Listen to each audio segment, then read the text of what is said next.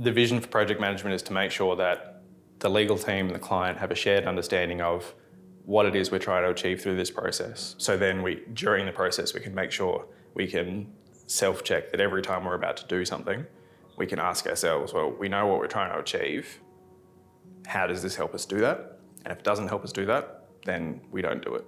It's to keep us focused on the outcome we're trying to get to, rather than getting distracted by the process, the noise, the emotion of the matter. We're litigating to achieve an outcome for a client, and project management is to make sure that we have a clear focus on what that is, what the client wants to achieve, and keep us on track to achieving that. Broadly speaking, there are 3 stages to our project management framework. There's the kick-off stage, and the execution stage, and the review stage. So the kick-off phase really centres around our legal pathways assessment, mapping out for the client the various different options, various different pathways they have to get them from where they are to where they want to be, and making sure they have enough information about what they look like so they can make an informed choice about how they want to proceed.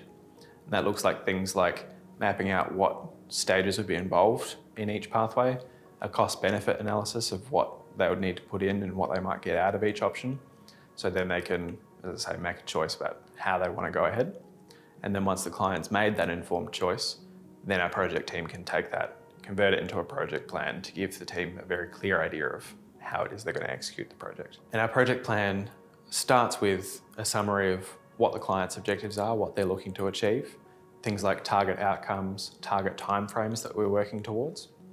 And then it takes the process for the pathway the client's chosen, breaks it down into phases, and then sets out what work needs to be done in each of those phases, what it is that we're trying to achieve through each of them, to make sure that while we're going through that process, we're staying on track and making sure that everything we're doing is getting us closer to what it is the client wants. So the execution phase is all about taking the project plan that we've set at the end of the kickoff phase and putting it into action. And we've modelled our execution phase fairly closely off the agile project methodology, which is fairly common in the software industry.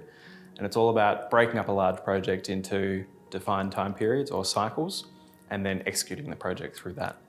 So we operate in monthly cycles. At the start of each month, our project teams sit down, review the project plan, and identify what are the key objectives that we need to complete, where do we need to be at the end of this month. And we translate that into a very clear action plan for our legal team, so they know exactly what they need to do. And from the client's point of view, part of our execution process is that we issue what we call our monthly cycle reports. And what our cycle reports do is it gives our clients a monthly update on the status of their project, so where we're currently sitting, and also sets out these are the objectives that we are committing to completing over the next month.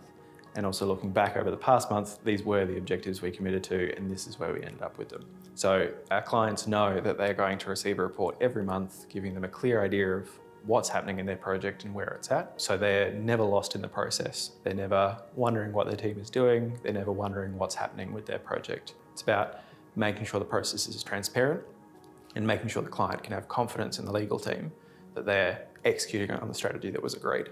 So the third part of our project management framework is the review phase. And the review phase is really important because litigation is complex and it's dynamic and it's ever changing.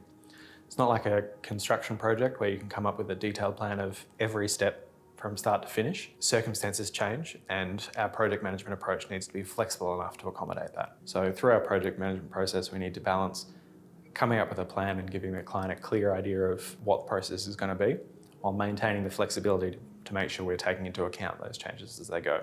And that's what the review process is about. So in terms of the actual day-to-day work for the project team, we plan that based on stages through the project. So the first stage might be through to mediation.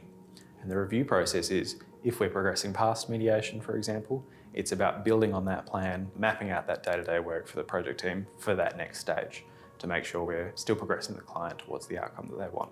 And that then leads us back to execution, getting back to the day-to-day work that's going to get the client to the outcome that they're after.